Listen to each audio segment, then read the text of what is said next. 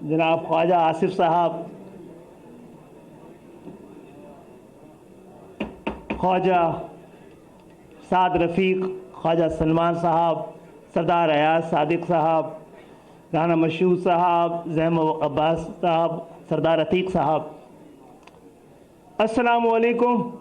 بہت بہت شکریہ مجھے یہاں بلانے کا۔ میں یہاں دوسری دفعہ آیا ہوں، اسی موقع پہ پہلے بھی آیا تھا، اور بڑی اہم باتیں ہو رہی ہیں یہاں پہ۔ پہلے تالی بجانے پہ بھی زور دیا تھا، آپ نے دیکھا ہوگا میں بڑی احتیاط سے تالی بجا رہا تھا، کیونکہ 130 کیسز ہیں مجھ پر تالیاں بجانے کے، اور میں آپ کو یقین دلا رہا ہوں، بلکہ اپنے گھر والوں کو یقین دلا رہا ہوں کہ یہاں پر مکمل سچ نہیں بولوں گا۔ جتنا سچ ہمارے لیے الاؤ ہے اتنا بولوں گا، کیونکہ ہم ہی ہیں اپوزیشن۔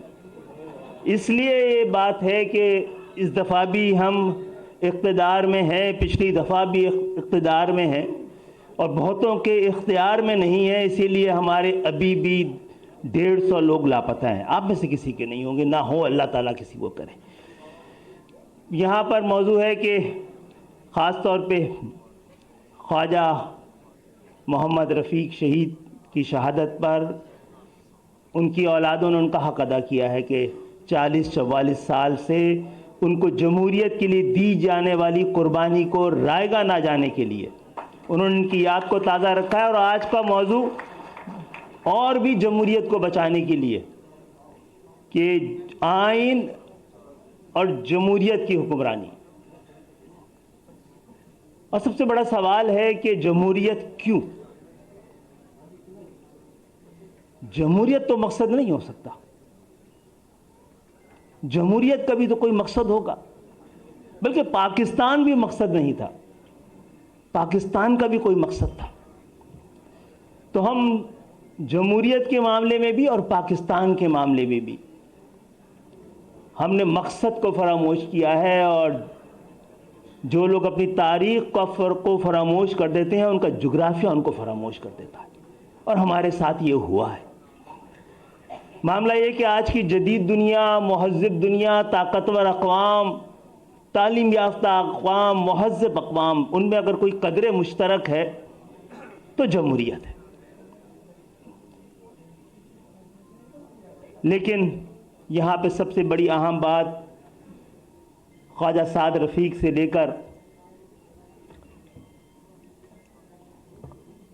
اور حامد میر صاحب تک نے کہی ہے کہ ہمیں کسی اور پہ الزام لگانے کے بجائے جمہوریت کی نگہبانوں کو یہ دیکھنا چاہیے کہ پاکستان میں جمہوریت کیسی ہے اور کتنی ہے، اور کیا یہ جمہوریت جو موجودہ جمہوریت ہے یہ غنیمت بھی ہے کہ نہیں ہے۔ پاکستان میں کہتے تھے کہ جمہوریت آمریت کے وقفے کا نام ہے، ہر 10 سال بعد یہاں پر آمریت آ جاتی تھی، لیکن 18 میں آنی تھی، 8 میں جمہوریت آئی تھی، 18 میں آمریت کی باری تھی۔ مجھے نہیں پتا 18 میں کیا آیا ہے۔ ہمارے کراچی میں جو 14 سیٹیں جیتے تھے وہ حیران تھے، جنہوں نے جتوایا تھا وہ پریشان تھے، اور آج تک ان کو یقین نہیں تھا کہ وہ جیت گئے ہیں۔ ہم اپنے پرانے وزیر اعظم کو بار بار یاد دلاتے تھے کراچی سے آپ کی 14 سیٹیں، ان کو یاد ہی نہیں رہتی تھی۔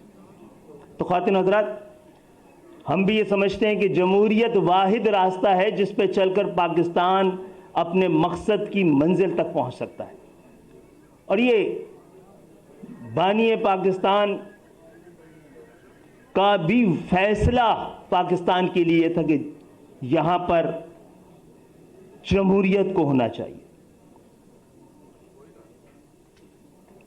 معاملہ ہے کون سی جمہوریت کو، کیسی جمہوریت کو۔ میں نے پچھلی دفعہ بھی 2 دفعہ ایوان میں کھڑے ہو کر کہا تھا، پچھلے وزیر اعظم کے دور میں بھی کہا تھا کہ اگر آپ کو تبدیلی لانی ہے تو ایوان میں لائیں۔ یہ ایوان اس لیے بنے ہیں کہ 98% پاکستانیوں کے لیے قانون سازی کر سکیں۔ تو آپ ایوانوں میں ان لوگوں کو لائیں گے جنہوں نے 98% پاکستانیوں کو دکھ اور درد دیکھا ہی نہیں ہے۔ اگر ایوانوں میں پاکستان کے ایوان میں کسانوں کی نمائندگی جاگیردار کر رہا ہے, مزدوروں کی نمائندگی سرمایہ دار کر رہا ہے, وہ لوگ جنہوں نے عام پاکستانیوں کے درد اور دکھ کو دیکھا ہی نہ ہو, ہمیں تو ایسے لوگوں کو ایوانوں میں پہنچانا چاہیے جو نہ صرف عام پاکستانیوں کے درد اور دکھ سے واقف ہیں بلکہ اس سے نبرد آزما بھی رہے ہیں, اس کا تجربہ بھی رکھتے ہوں. بہرحال استفا 14-15 سال سے مسلسل اور تسلسل کے ساتھ جمہوریت ہے. ہم بڑی بے شرمی سے کہتے ہیں یہ بات کہ بدترین سے بدترین جمہوریت بھی بہترین سے بہترین آمریت سے بہتر ہوتی ہے. اس 14 سال میں تو ہم نے اس کو بھی غلط ثابت کرنے کی کوشش کی ہے. ہمیں جو بات کی جا رہی تھی کہ ہمارے درمیان کتنی, ہم سیاسی جماعتوں کے درمیان کتنی جمہوریت ہے, میں آپ کو یہ یقین دلانے آیا ہوں کہ میں جس جماعت سے تعلق رکھتا ہوں, جو لوگ یہاں بیٹھے ہوتے ہیں وہ تھوڑے دنوں بعد یہاں بیٹھے ہوئے ہوتے ہیں, اور وہ لوگ جو یہاں بیٹھے ہوتے ہیں ان کی ماتھوں پہ شکن نہیں پڑتا, وہ وہاں جا کے بیٹھ جاتے ہیں.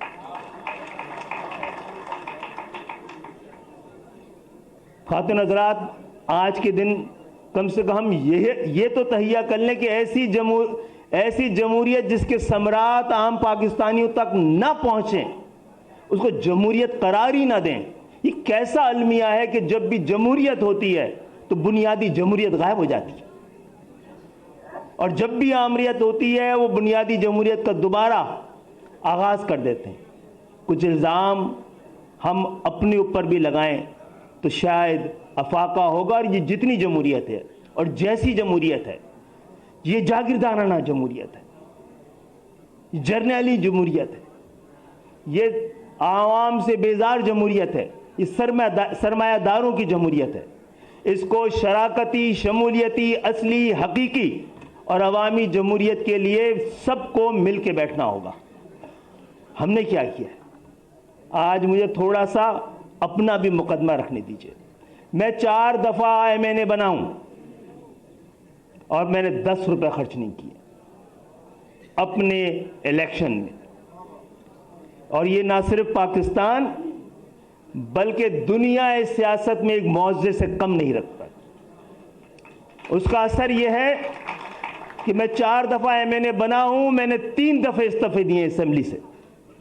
ایک دفعہ آیا صادق صاحب کی وجہ سے میرا استعفیٰ منظور نہیں ہوا ہے, ورنہ 2 دفعہ ہو چکا ہے. میں 2 دفعہ وزیر بنا ہوں, میں نے دونوں دفعہ استعفیٰ دیا ہے, کیونکہ میں خود نہیں جیتا, میں اپنے باپ کی وجہ سے نہیں جیتا, میں اپنے خاندان کی وجہ سے نہیں جیتا, میں اپنے خاندوادے کی وجہ سے نہیں تھا, میں کہیں کا سجادہ نشین نہیں ہوں. ہم نے اپریل 1987 میں MQM نے فیصلہ کیا تھا کہ وہ کبھی بھی انتخابی سیاست میں نہیں جائیں گے, اور ہمیں مجبوراً بلدیات کے اندر ہم انتخابات میں گئے تھے تو ہم نے ایک BA کیے ہوئے گنے کی مشین پہ کام کرنے والے کو حیدرآباد کا ڈپٹی میئر بنایا تھا.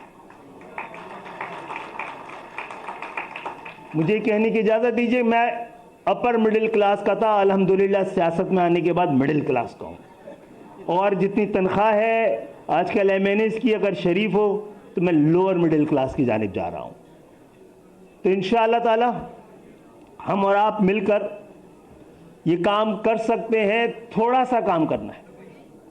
ایک تو پورے پاکستان میں ہر شخص کو, چاہے وہ کوئی زبان بولتا ہو, کسی مذہب سے تعلق رکھتا ہو, کسی فرقے سے تعلق رکھتا ہو, کسی مسلک سے تعلق رکھتا ہو, پہاڑوں پہ رہتا ہو, میدانوں میں رہتا ہو, سمندر کے پاس رہتا ہو, جب تک پاکستان کے ایک ایک آدمی کو برابر کا وفادار اور برابر کا حقدار نہ سمجھا جائے, یہ پاکستان آگے چل نہیں سکتا.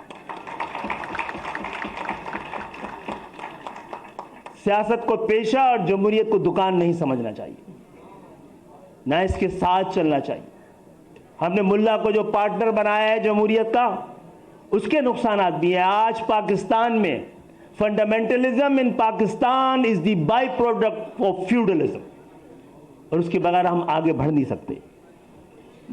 मुझे रवाना होना है और इस पर इतनी बात होनी है और एमक्यूएम पे भी बात होनी चाहिए कि हमने खुद क्या किया है। मैंने आपको बताया ताली बजाने पे भी 300 केसेस हैं, और मैं सिर्फ इतनी मुख्तसर बात करूंगा।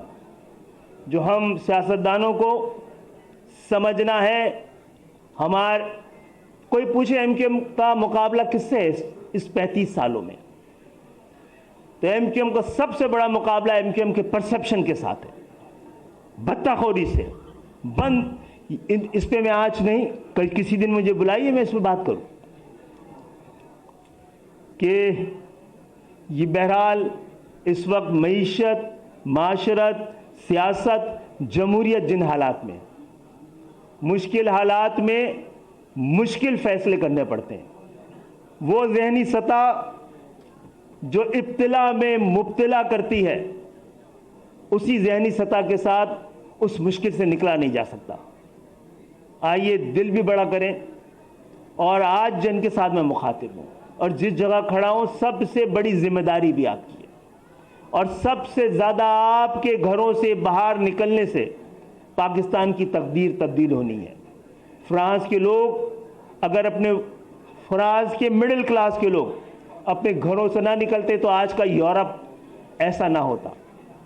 तो आइए पाकिस्तान को, और पाकिस्तान में मसला ये है, कुछ निज़ाम के मुहाफ़िज़ हैं और कुछ अवाम के मुहाफ़िज़ हैं। जो निज़ाम के मुहाफ़िज़ हैं वो अवाम दुश्मनों को नहीं, निज़ाम दुश्मनों को पकड़ते हैं, और हमारी पकड़ बार बार होती है। होता यही है कि आप बड़े नारों से निकलें, आपको गिरफ्तारी और छापे के साथ छोटे नारों पे ले आते हैं। तो हम और आपके लिए बहुत कम मुद्दत है, लेकिन बहुत आसान है कि हम पाकिस्तान की तकदीर तब्दील कर दें। सिर्फ यहाँ बैठे हुए लोगों को ऐवानों तक पहुँचाने की कोशिश करें, जो कि बहुत आसान है। हमने जमहूरी सियासत से पैसे की नफ़ी करके दिखाया है। ये मॉडल हमने दिखाया है, ये ऐन मुमकिन है। पंजाब में इसका आगाज़ कीजिए, ऐसा ना हो ये दर्द बने दर्द ला दवा, ऐसा ना हो फिर कोई भी मदावा ना कर सके।